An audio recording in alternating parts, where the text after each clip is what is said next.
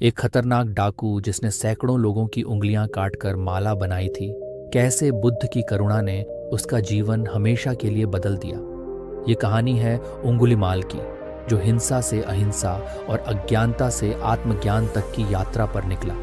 जानिए कैसे एक हत्यारा आत्मा की शांति और मुक्ति प्राप्त कर सकता है। ये कहानी हमें चुनौती देती है कि क्या हम अपने जीवन में किए गए गलत कामों का सामना कर सकते हैं और उन्हें सुधारने का साहस कर सकते हैं। ये चुनौती केवल एक डाकू के लिए नहीं है, बल्कि हम सभी के लिए है। जीवन में गलतियां होती हैं, परंतु क्या हम बुद्ध के दिखाए मार्ग पर चलकर उन गलतियों से कुछ सीख सकते हैं? तो चलिए अब कहानी की ओर चलते हैं। दोस्ती की शुरुआत। यह कहानी गौतम बुद्ध के समय की है। बुद्ध उस समय हर जगह पर ज्ञान का प्रचार कर रहे थे और लोगों को सत्य की राह दिखा रहे थे।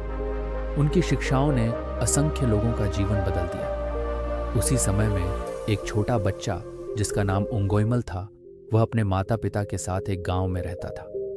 उंगोइमल का जन्म एक गरीब परिवार में हुआ था, लेकिन वह बहुत बुद्धिमान और साहसी था।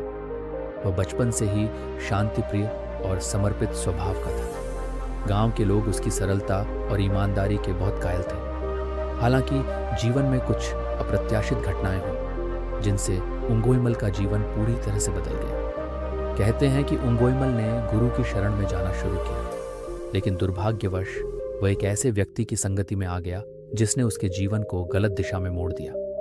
उंगोइमल के गुरु ने उसे गलत मार्ग दिखाया और उससे भयंकर कर्म करवाने लगे। गुरु के कहने पर उंगोइमल ने एक खौफनाक प्रतिज्ञा कर ली कि वह 1000 लोगों की उंगलियां काटेगा। यह प्रतिज्ञा पूरी करने के लिए उंगोइमल ने निर्दोष लोगों की हत्याएं शुरू कर दी और उनकी उंगलियां काटकर अपनी माला में पिरोने लगा। धीरे धीरे उसका नाम उंगुलीमाल पड़ गया और लोग उससे भयभीत हो गए।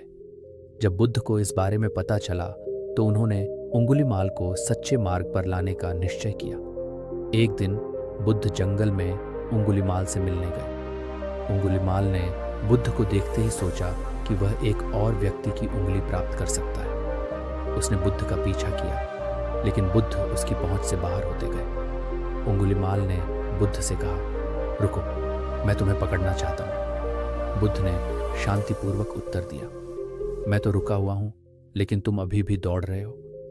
उंगुलीमाल ने बुद्ध से पूछा, यह कैसे संभव है कि तुम रुके हो और मैं दौड़ रहा हूं? बुद्ध ने उत्तर दिया, मैं अपनी हिंसा और क्रोध को त्याग चुका हूं। मैं आत्मज्ञान के पथ पर चल रहा हूं, जबकि तुम अभी भी अपनी गलत धारणाओं के पीछे भाग रहे हो। बुद्ध के शब्दों ने उंगुलीमाल के दिल में गहरी चोट की। वह समझ गया कि वह कितना बड़ा अपराध कर रहा था। उसने बुद्ध के सामने समर्पण कर दिया और उनसे अपने पापों की क्षमा मांगी।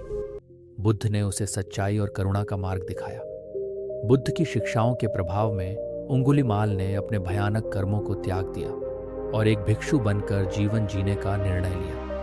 उसने अपने पिछले कर्मों का प्रायश्चित किया और भविष्य में सत्य के मार्ग पर चलने का व्रत लिया। समय के साथ उंगुलीमाल ने ध्यान, प्रार्थना और साधना के माध्यम से अपनी आत्मा को शुद्ध किया। बुद्ध की शिक्षाओं के साथ उसने अहिंसा, करुणा और क्षमा का मार्ग अपनाया।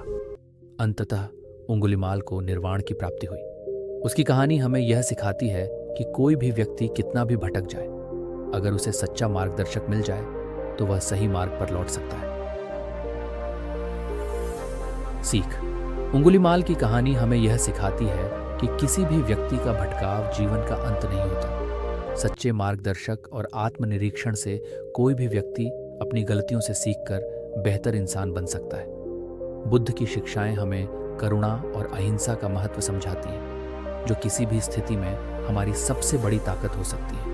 तो ये कहानी आपको कैसी लगी, हमें कमेंट करके बताएं। अगर अच्छा लगा है तो लाइक कीजिए, कमेंट कीजिए, शेयर कीजिए और अपने दोस्तों के साथ शेयर कीजिए। मिलते हैं आपसे एक और नई कहानी में।